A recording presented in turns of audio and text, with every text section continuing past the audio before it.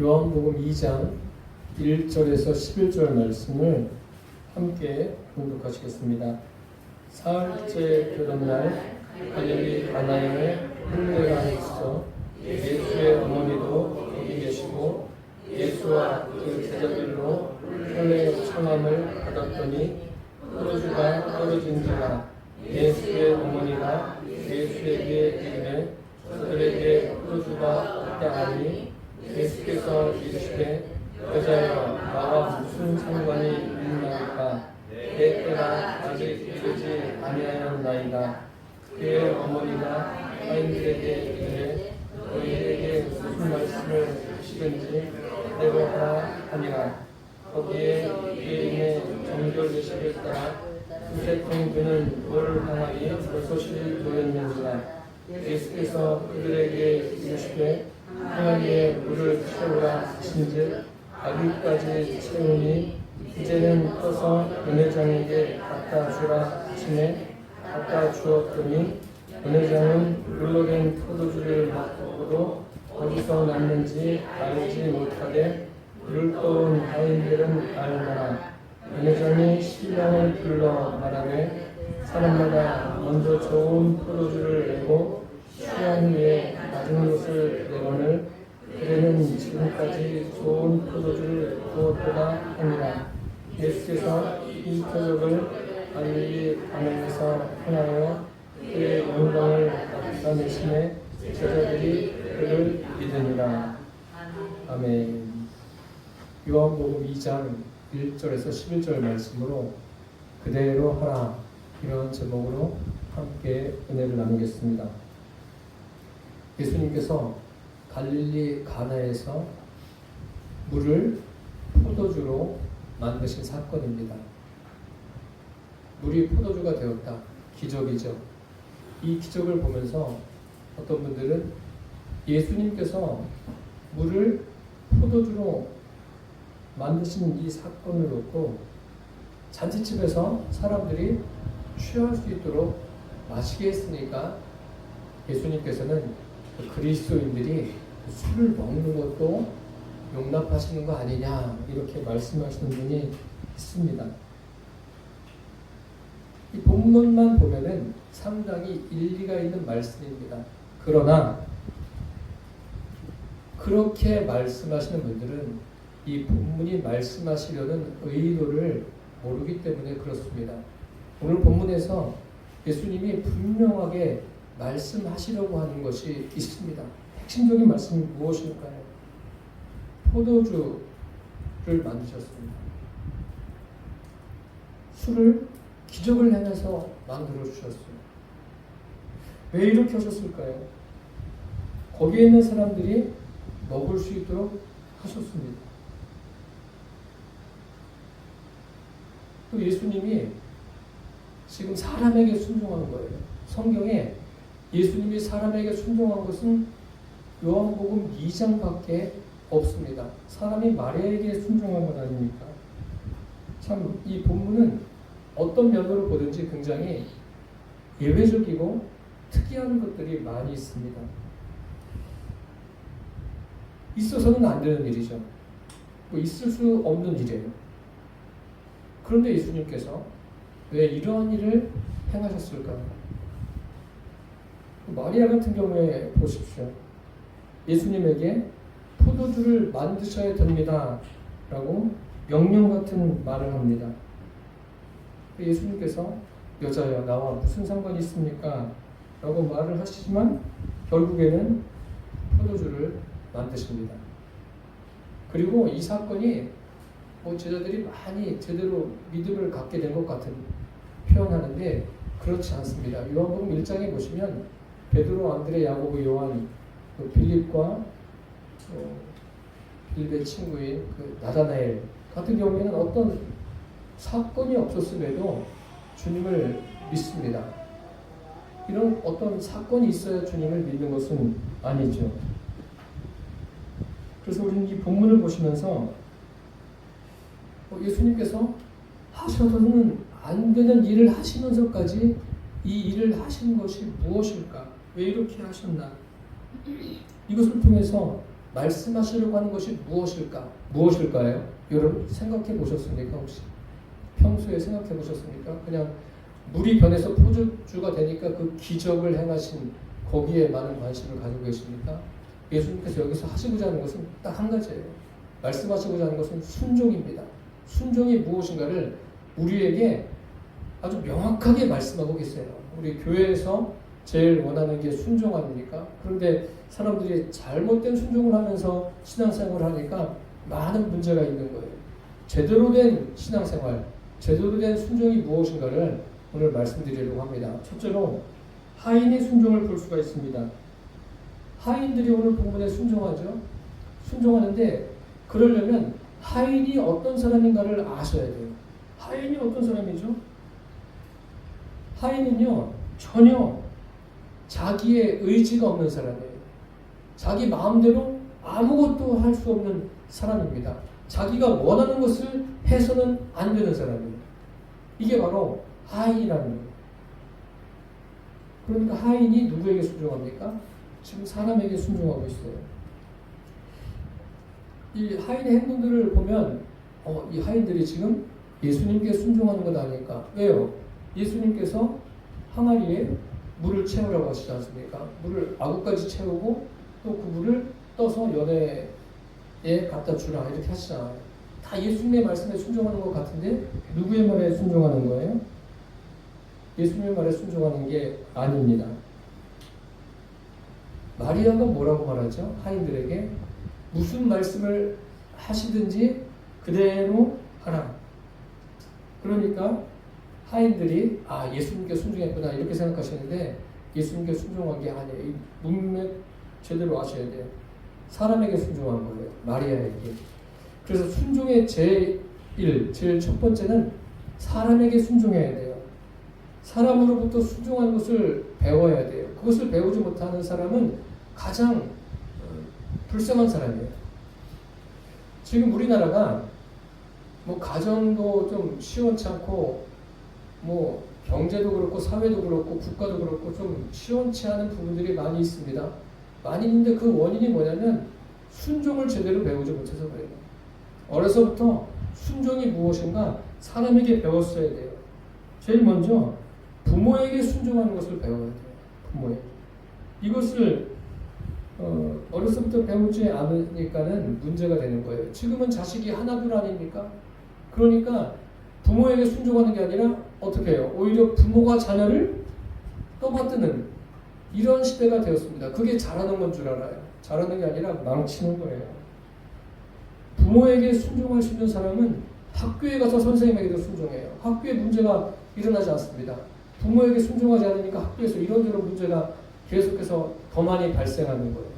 직장에서도 마찬가지예요. 상사에게 순종하는 것도 부모에게 순종을 배워야 할 수 있는 거예요. 교회에서도 마찬가지예요. 목회자에게 순종하는 것, 서로가 서로를 존중하고 순종하는 것도 부모에게 순종하는 것을 배워야지 이것이 제대로 되어 있어야지 할 수 있는 거예요. 그게 첫 출발이에요. 여기 왜 오늘 본문에 여러 사람이 등장합니다. 많은 사람은 아니에요. 많은 사람은 아니지만 여러 사람이 등장하는데 왜 이런 사람들이 등장하는가 한번 여러분 설교를 들으시면서 같이 생각해 보세요. 왜 하인을 이렇게 등장시켰을까? 하인은 지금 계속 예수님이 말씀하신 것 또 이 마리아의 말에 어떻게 해요? 순종합니다. 따라요. 이 하인을 통해서 말씀하시고자 하는 게 뭐냐면 순종의 절대적인 거라는 거예요. 그 하인들에게 그 순종의 절대적인 의미를 부여해 하고 싶은 거예요. 그 당시 하인들, 특히 로마의 하인들은 순종 이외에는 다른 건 없습니다. 순종뿐입니다. 오죽하면 구약 성경에 사무엘 선지자도 이스라엘의 왕인 사울에게 뭐라고 말합니까? 사울이 큰 실수를 했을 때, 실수가 아니라 고의적인 거죠. 하나님의 말씀을 어겼을 때 사무엘이 뭐라고 말합니까? 순종이 제사보다 낫다. 듣는 것이 수양의 기름보다 낫다. 거역하는 것은 사술의 죄와 같다. 순종이 제사보다 낫다. 순종을 강조해서 말하고 있습니다. 또 이 당시에 하인이 어떤 사람들이냐면요. 지금이야 뭐 사람들이 인격 이야기하고 있는데 그 당시에는 인격체가 아니에요. 하인은 노예고 짐승과 같은 거예요. 하인이 해야 되는 건 뭐냐면 하루 종일 듣기만 하는 거예요. 듣기만 하고 그 뭐예요? 행동만 하는 거예요. 입을 벌리면 안 돼요. 하인은. 하인 하겠습니까? 이게 이 성경이 기록될 그 당시 예수님이 활동할 그 당시에 하인들이 그런 의미를 가지고 있는 거예요. 그러니까 하인들에게 순종은 뭐죠? 한마디가 시작되면 뭐예요? 그대로 순종하는 거예요. 우리 그런 경험 있지 않습니까? 자녀들에게 어떤 심부름 시킬 때 자녀들 심부름 잘합니까? 하는 자녀들만 해요. 그래서 부모들도 심부름 하는 자녀들만 심부름을 시키는 거죠. 심부름을 시킬 때 뭘 하고 있는데 심부름을 시켜요. 그러면 뭐 한 번, 두 번 이야기도 안 들어요. 뭐 세 번, 네 번 이야기하다가 나중에 어떻게 해요? 아이 짜증내면서가 이거는 순종해야 돼요? 순종이 아니에요. 그냥 한 번 말할 때 그대로 하는 게 순종입니다. 그러니까 하인은 말을 하면 안 돼요. 그냥 주인이 명령하면 뭐예요? 명령과 동시에 움직여야 되는 게 하인이에요. 첫마디에 순종해야 돼요. 성경에도 보시면 아주 여러 가지 이 순종에 대한 유명한 사건들이 많은데 한 가지 예를 들면 이스라엘 백성들이 출애굽하죠. 430년 만에 애굽의 종되었던 그런 상황에서 출애굽해서 이제 광야길을 갑니다. 홍해를 건너 광야길을 가는데 마침내 가데스 바네아라는 곳에 도착합니다. 가데스 바네아는 이제 거기에서 가나안 땅에 가깝죠. 12명의 각 지파에서 1명씩 뽑아서 12명의 정탐꾼을 보냅니다. 그들이 40일 동안 그 땅을 정탐하고 돌아와서 말하는데 여호수아와 갈렙을 제외하고는 10명의 정탐꾼이 뭐라고 말합니까? 그 땅은 우리가 들어갈 수 없습니다. 그 사람들이 얼마나 장대한지 우리는 비교하면 그 사람들에 비해서 메뚜기 같습니다. 결국은 들어가지 못하겠다는 거 아닙니까? 그래서 하나님께서 뭐라고 말씀하셔요? 너희 말이 내 귀에 들린 대로 내가 행한다 하시지 않습니까? 그래서 그 정탐한 날이 40일이에요. 40일의 하루를 1년으로 계산해서 너희들이 40년 동안 광야 생활을 하게 될 것이다. 그렇게 말씀하십니다. 그런데 그건 또 싫다고 하죠. 이스라엘 백성들이 싫다고 하는데 무서워서 가나안에 못 들어가겠다는 거죠. 하나님은 용납하지 않으세요. 그래서 아모리 족속을 통해서 아주 혼쭐이 납니다. 그래서 순종이라는 것은 두 번째 하면 순종이 아니에요. 첫 마디에 바로 행동으로 옮기는 것이 그것이 순종이에요. 한번 생각해 보시죠. 여러분 그렇게 하고 있습니까? 이건 여러분에게 제가 질문하고 있지만 저도 마찬가지예요. 한 번 이야기할 때 순종이 됩니까? 여러 가지 이론들이 많죠. 내 마음속에. 그래서 오늘 이 본문에 하인을 등장시키는 이유가 뭐냐면 하나님이 우리에게 말씀하시는 그 순종의 의미가 무엇인지를 알려줍니다. 하나님의 말씀이 임할 때 그대로 순종하는 것은 뭐예요? 뭐 여러 가지 계산할 거 없어요. 하나님의 말씀이기 때문에 즉시 하는 거예요. 그게 바로 순종입니다. 그러한 순종이 우리에게 있기를 바랍니다. 둘째로 순종을 하면 능력이 생깁니다. 순종을 왜 해야 되죠? 능력이 생기는 겁니다. 순종을 하면. 어떤 능력이 생깁니까? 그 어떤 사람이 나에게 무엇을 시켰어요. 그럼 그대로 하면은 뭐예요? 능력이 생기는 거예요. 이게 무슨 말이냐면 명령한 그 사람의 능력이 내 것이 되는 거예요. 본문에 보십시오. 하인들은 말 그대로 어떤 인격체도 아닙니다. 그 당시에 그냥 어떤 동물과 같은 거죠.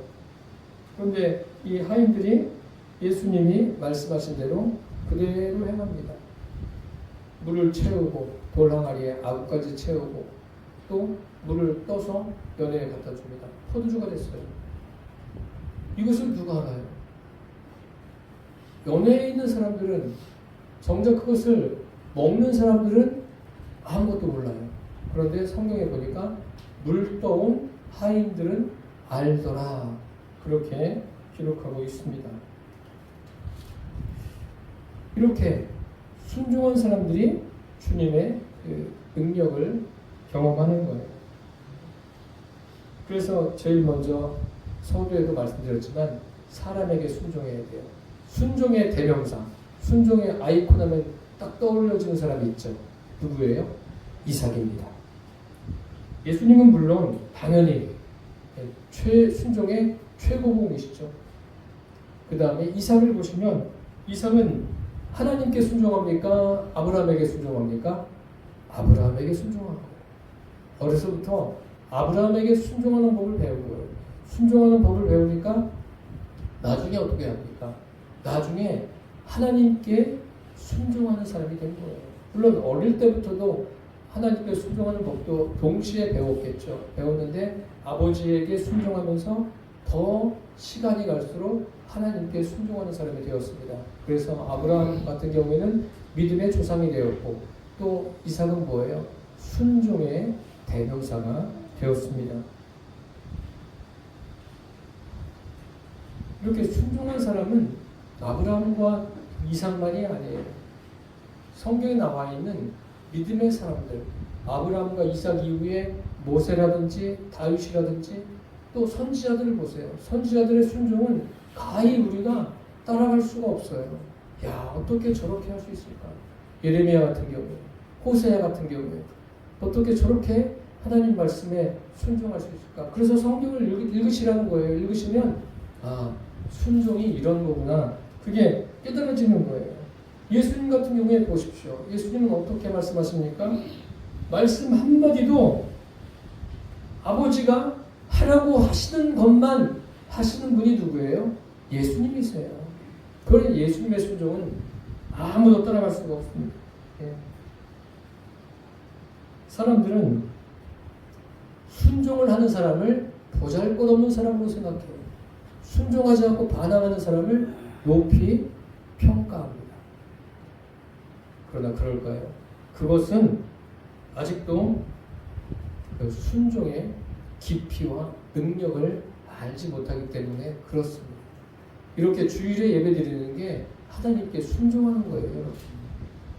그런데 믿지 않는 사람들은 이 날도 이렇게 더운데 오늘 얼마나 덥습니까? 지금 요즘에 굉장히 더운데 무슨 교회를 가 집에서 그냥 인터넷으로 이곳저곳 예배 드려도 되지 않나 그렇게 생각하는데 그건 몰라서 그래요. 사람 모르니까 어쩔 수 없죠. 한번 생각해 보십시오. 순종이 뭐예요? 자기가 좋은 것은 누구나 할 수 있어요. 주일날 교회 나오는 거 굉장히 어렵잖아요. 놀러 가는 거 어려워 쉬워요. 놀러 가는 거는 가라고 하면 그냥 뒤도 안 돌아보고 가죠. 자기가 좋아하는 것을 하는 것은 순종이 아니에요. 순종이 뭐냐면요. 자기가 싫은 것, 싫은 것을 할 수 있는 것, 싫은 것에 최선을 다하는 것. 이게 순종이에요. 그러니까 순종이 어려운 거예요. 자기가 하기 싫음에도 불구하고 그것에 최선을 다하는 것. 그렇게 하다 보면 하기 싫은 게 어떻게 해요? 좋아지는 거예요. 누가 좋게 만드냐면 주님이 그렇게 하시는 거예요. 주일날 예배 드리는 것도 마찬가지예요. 예배 드리는 것이 처음부터 좋습니까? 아니에요. 처음엔 좋은 게 아니죠. 순종하다 보면은 그게 좋아지고 거기에서 주님을 만나게 되고 믿음이 무엇인가 제대로 알게 되고 그러면 누가 이거 해 저거 해 그게 아니라 내 안에 계신 주님으로 인해서 자원하는 마음이 생기게 되는 거예요. 그게 바로 순종입니다. 순종이에요. 그런데 순종하는 것과 또 생각해 볼 것이 그 순종이 다가 아니에요. 오늘 본문에 보시면 하인만 있는 게 아니라 또 누구도 여기 본문에 등장합니까? 마리아가 있지 않습니까? 사람은 하나님께서 어떻게 창조하셨죠? 하나님의 형상대로 창조하셨어요. 그리고 그 동산 각종 나무의 실과들을 임의로 내 마음대로 먹으라. 자유의지를 주셨다라는 것을 우리가 알 수 있습니다. 그러면 순종하는 그 사람에게 뭐가 있다고요? 자유가 있는 거예요. 순종도 있고 순종해야 하는 것도 있고 자유도 있습니다. 오늘 본문에 자유자의 대표로 누가 등장하고 있습니까? 마리아예요. 마리아가 자유자의 대표로 등장하고 있습니다. 마리아가 어느 정도로 자유자입니까? 어쨌든 요한복음에 복음서에는 그런 거예요. 또 사도행전으로 가면 또 달라지긴 하지만 이 마리아는 예수님을 제외한 최고의 자유자가 누구냐면 마리아예요.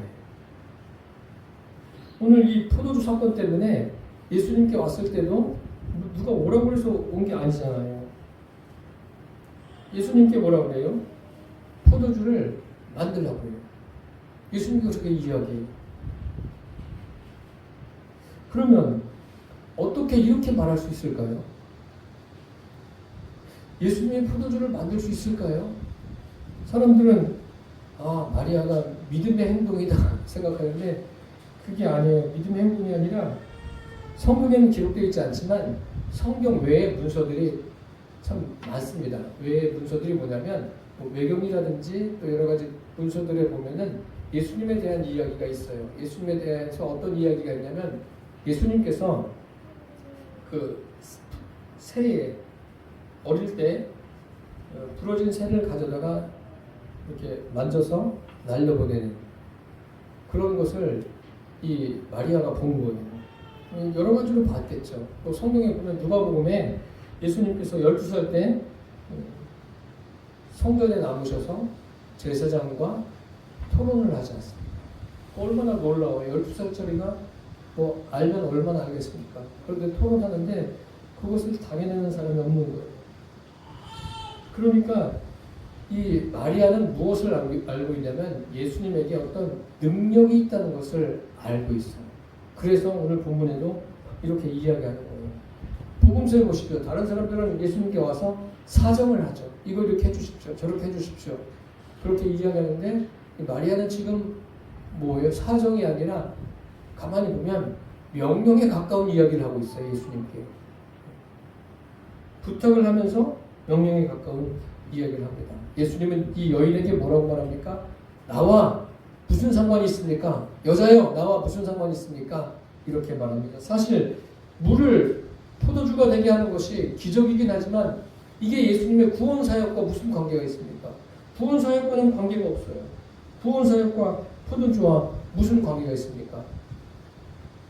나와 상관이 없다고 하는데 이 여인은 뭐라고 말합니까? 종들에게 무슨 말씀을 하시든지 그대로 하라. 사실 헬라어에는 존칭어가 없어요. 그러니까 무슨 말을 하든지 그대로 해 이거예요. 반말하는 거죠. 예수가 뭐라 그러든지 너네들 그대로 해라. 하인들에게 그렇게 이야기하는 거예요. 참 이 여인이 대단한 사람입니다. 굉장히 자유자입니다. 자유자. 마리아는 굉장히 자유하는 여자예요. 인간다운 인간이 마리아예요. 물론 하인들보다는 조금 성숙하다라고 말씀드릴 수가 있어요. 하인들은 뭐예요? 하인들은 그냥 자기들의 신분이 하인이니까 우리는 말하면 안 돼. 입을 막고 있어야 돼. 듣기만 해야 돼. 듣고 즉시 순종해야 돼. 이게 하인들이에요. 그런데 반대로 마리아는 뭐예요?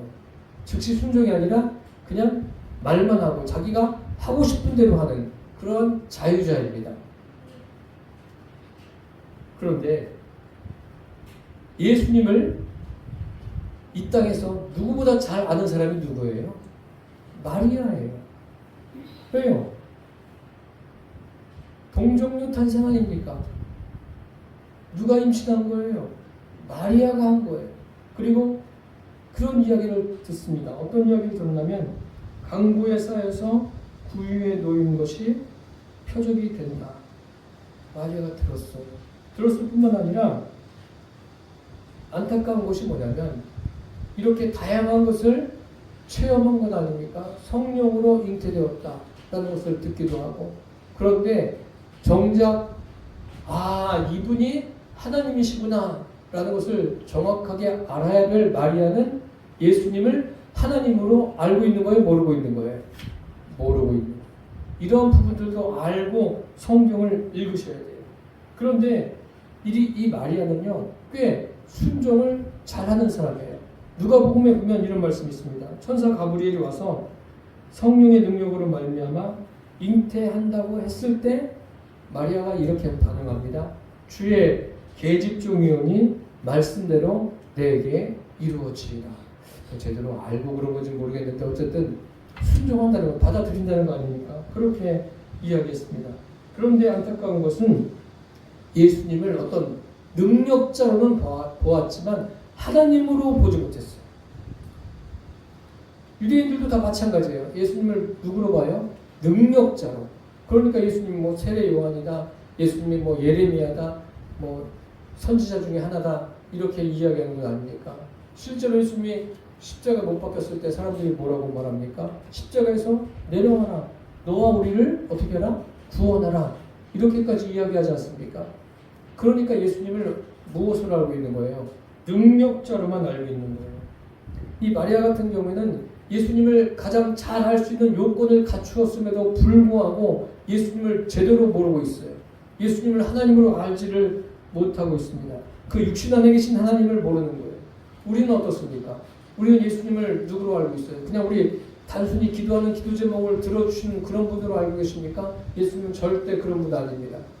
예수님은 누구세요? 살아계신 하나님이십니다. 우리를 죄 가운데서 구원하시고 영원한 멸망 가운데서 구원하시는 분이 예수님이세요. 그리고 우리 안에 성령으로 임하여 계셔서 우리와 영원토록 함께 하시는 분, 그분이 예수님이세요. 그래서 예수님은 기적을 행하실 때마다 자꾸 자기를 숨기시는 거예요. 나타내지 않는 거예요. 왜 그러신지 아십니까? 사람들이 그 기적에만 관심을 갖고 거기에만 몰두하기 때문에 예수님은 자꾸 숨기시는 거예요. 그리고 증거하지 말라고 말하잖아요. 그래서 사람들은 자꾸 이야기하는 거예요. 계속해서 이야기합니다. 반복해서 이야기합니다. 예수님이 행하신 일을. 그거 하지 말라는 거예요. 이 여인 보세요. 다른 사람에게는 순종을 이야기하면서 자기는 순종해요? 순종하지 않습니다. 하인이 어떤 존재입니까?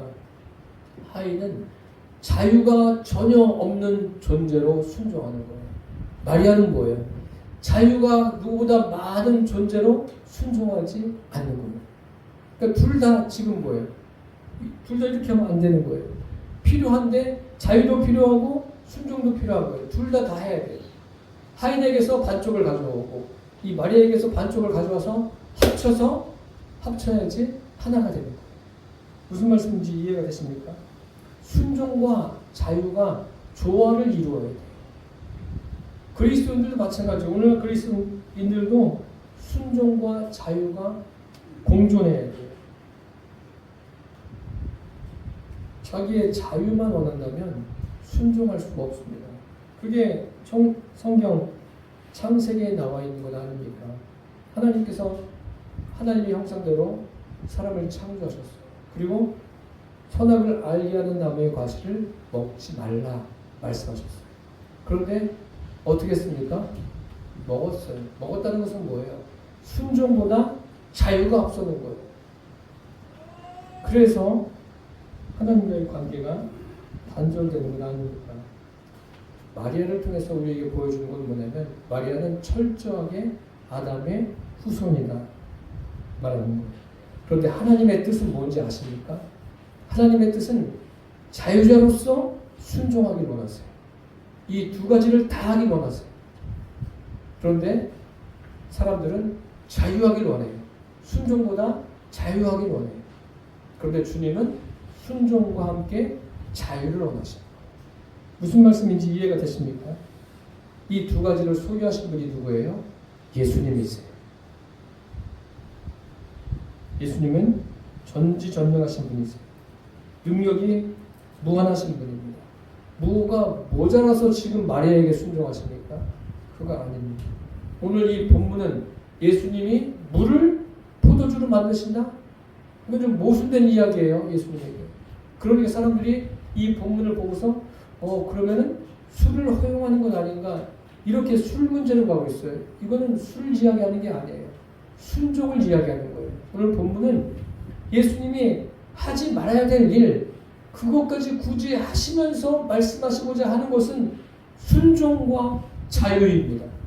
오늘 본문에서 그 두 가지를 반드시 우리가 알고 계셔야 돼요.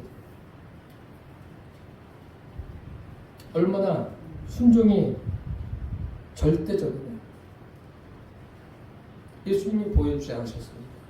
예수님은 하나님 말씀에 그대로 순종하셨어요. 자유자이면서도 순종하셨어요. 이것이 그리스도인의 삶이라는 거예요. 이제 말씀을 맺기 전에 오늘 본문을 다시 한번 생각해 보십시오. 자유자이면서 하나님의 능력으로 승리자가 되는 유일한 길은 하나님께 순종하는 거예요. 하나님께 순종하면 그 능력이 나에게 임하는 거예요.